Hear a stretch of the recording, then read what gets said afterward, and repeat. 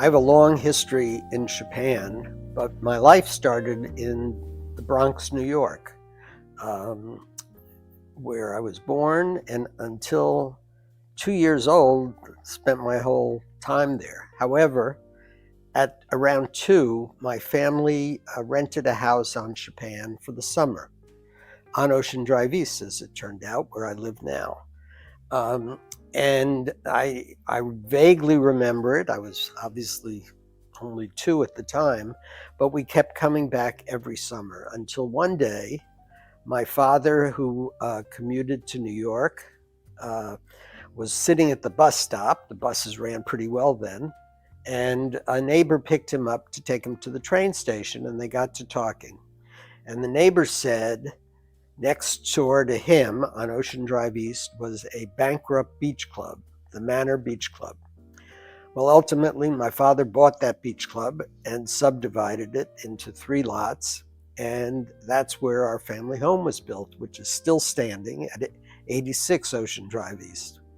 So in 1940, the end of 47, beginning of 48, we moved permanently to Stamford and to Shippan Point.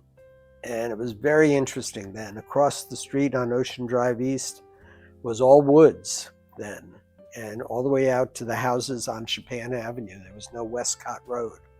And I remember playing in those woods. There were the ruins of an old school or some old building, and it was just wild. And then, of course, it ultimately got developed. But some of my childhood memories, we had big snowstorms then, and Sagamore Road was the go-to place for sleigh riding. It was a great hill, and the city didn't plow it for some reason, I guess to make it fun for the kids. And so we'd all go over there and sleigh ride. And summer was fun then too. Boats, of course. Westcott Cove was full of power boats then, and we had a boat. My father liked to fish, so we had a power boat. The last one we had was I think a 15-foot Lyman Lapstreak boat. And the big news was it had a 25 horsepower outboard engine, which was a huge engine in those days. And we used to go down to Muzzio's boatyard to gas up, which was down by Cummings Park, where the office building and the condos are now. And Muzzio's boatyard was a big boatyard. It had an octagonal building, which was always strange to me until someone told me that's where a carousel was. And actually that carousel was the germ of an idea that we later did at Mill River Park, and putting the carousel there. And there was a woman who was a Muzzio. I forget her first name, but she ran the gas station, so to speak. And she was a great lady, and everybody loved her, and that was great fun. And there were other boatyards on Shippan then too. There was Doan's Marina on the west side of Shippan, and Luder's Boatyard was there. And also the other thing about Shippan then in those days was much bigger pieces of property. The house where we are now was actually part of a 9-acre estate. We used to call it the Pinkham Estate because I think there was a Lydia Pinkham's Pink Pills in those days, and the woman who lived in the house, which is now the Jepson's house, was somehow connected to Lydia Pinkham's Pink Pills. Anyway, across the street from there, on the corner of Fairview, was a big apple orchard, and the barn, which later became Dan Malloy's home. And I remembered Halloween, we never would go to that house because it was painted dark green and it looked very foreboding, and there were no lights, and we always avoided the Pinkham house, as we called it. But we did, if we were brave, go to the castle on Ocean Drive West. And we'd knock at the service door right on Ocean Drive West, and a little old lady would hand out a piece of candy. And that was a very brave thing for us to go to the castle. So Halloween was a big deal. Everybody was out trick-or-treating, and it was lots of fun. Um, beyond that, Shippan evolved. I will say this. In those days, the Stamford Yacht Club was restricted. Jews were not allowed. Um, and there were cotillions there a lot. Low Haywood and St. Luke's and other and country clubs would sometimes have cotillions or dances there.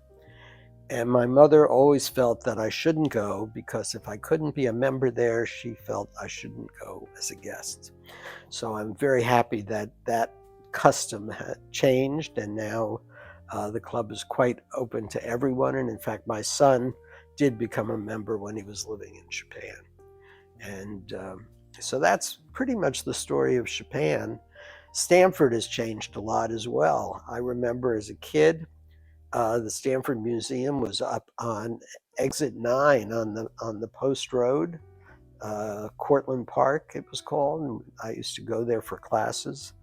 And my mother made me go to the library once a week during the summer. And in those days, you could sit on the front lawn of the Ferguson Library under that tree that is still there, and I'd sit there barefoot reading a book once a week in Stamford. And everybody seemed to know everybody. There was Pacific Street, was the street with all the Jewish merchants were there. There was Ben's Locks Box, and there was a chicken store. And my wife, Betsy's grandfather, had Wattenberg Luggage on Pacific Street, and Rimlin's, and it was just a bustling street that got destroyed by the urban renewal in the mall. And a shame, because it was very colorful and very interesting.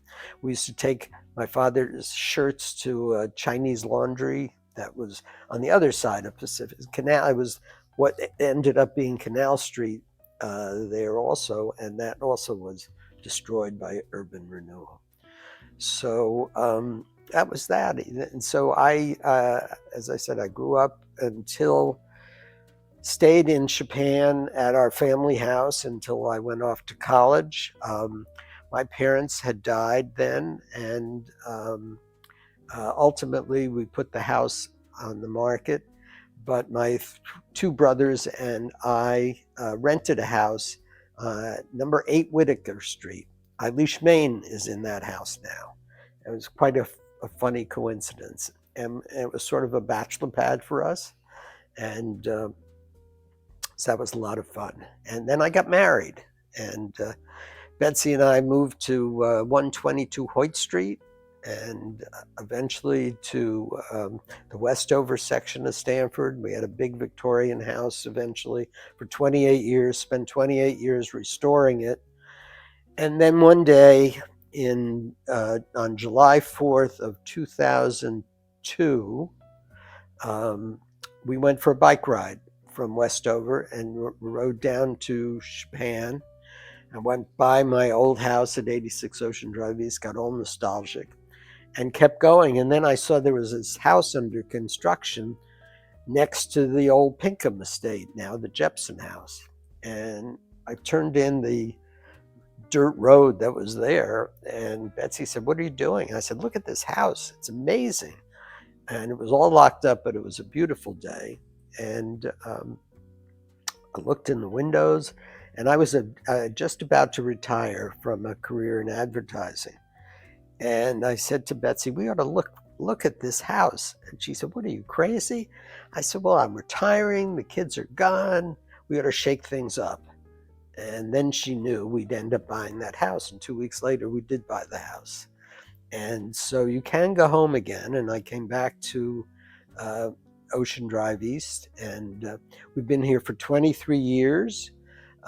It's a big house, and my son, Jed, who lived across the street, decided to move to Denver with his family, and we're sitting here in this big house and decided, it's time to shake things up again. And so we've sold the house, and we're moving to Harbor Point, not leaving the water. We have a great unobstructed view of the water. We'll be moving there in January of 2026. But it's been a great run here in Shippan, and I'm just happy we've had that experience. You're gonna visit Shippan after you move? Oh yeah, we have a lot of friends here, and we're not that far, and I still ride my bike, and I usually ride from Shippan out to Rowayton and Long Neck Point and Pear Tree Point. It's a nice 25-mile ride on Sundays, and so I have to figure out what the new route will be, but I'm going to keep going, keep doing it. Well, my oldest friend, David Tunick, um, who moved to Shippan in third grade, and we met in third grade, and he lived at 164 Van Rensselaer, is still on Shippan on Saddle Rock Road, and we're still very close friends. He was the best man at my wedding, and so he's still there. But it's so funny. Everyone in Shippan refers to the X house or the Y house. I call the house that just sold opposite Saddle Rock the Donahue house, because the Donahue boys, all of them, lived there. And incidentally, the senior Donahue was a sales executive with Talon Zippers. And one of the iconic memories of growing up was seeing the Big Zip, which was the biggest yacht in Stamford at the time, go into Westcott Cove and to gas up at Muzzio's, and everybody, would stare in awe at the Big Zip as it went by. So that was the Donahues and the Donahue house, and so it's been a good ride. Shippan, I think, has gone through a lot of evolutions. There was a period there where it was a little dicey and not a favored neighborhood, but now it's just wonderful. And post-COVID, there was such an influx of young families. I mean, it's wonderful to see babies being pushed in carriages. Everybody's out walking. Everybody's friendly. Dog walking is an incredible thing. In my day, we always had dogs.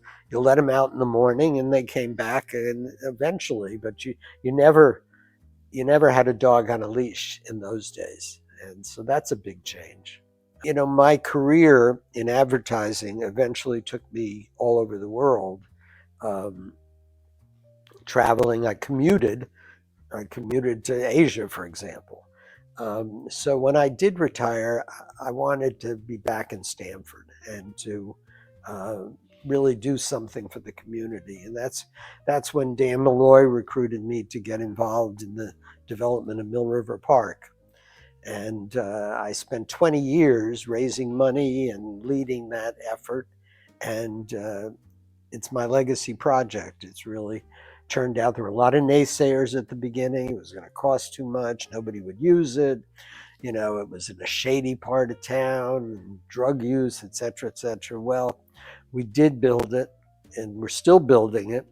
And it's turned out to be just an incredible legacy gift to the city of Stamford.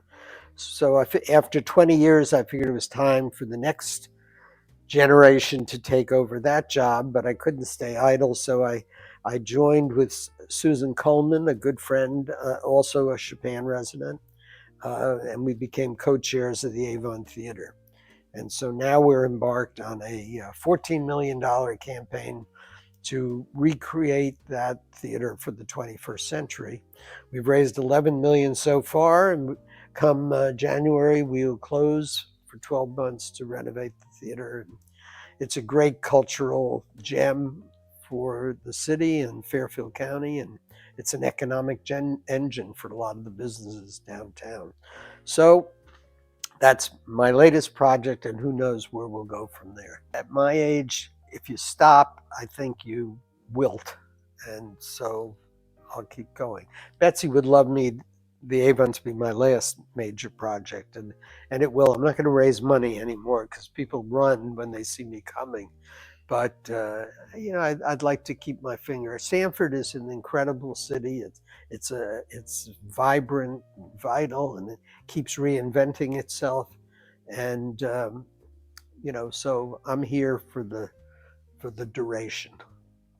I think we're an island of diversity surrounded by very homogenic communities. And I think when you talk to people who come to Stanford now, they're looking for that diversity.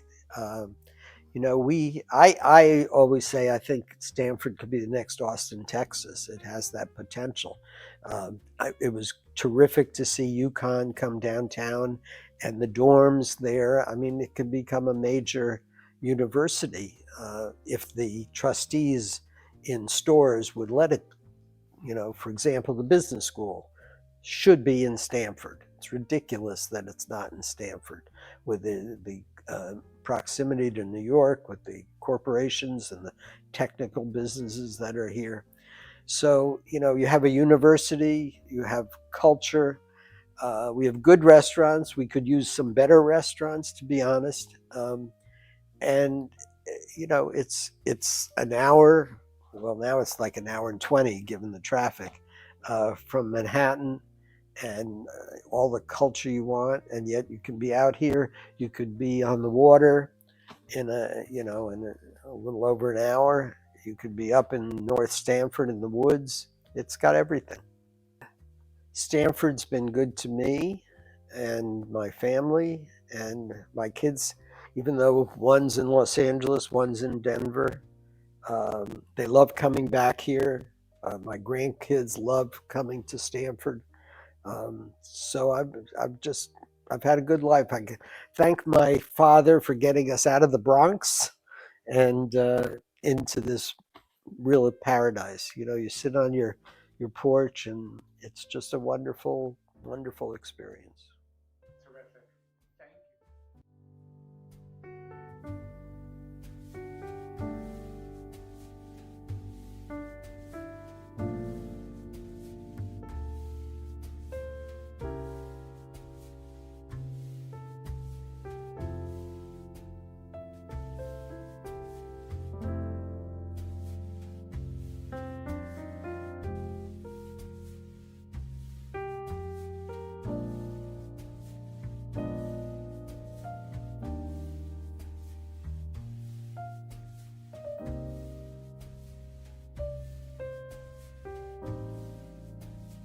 you.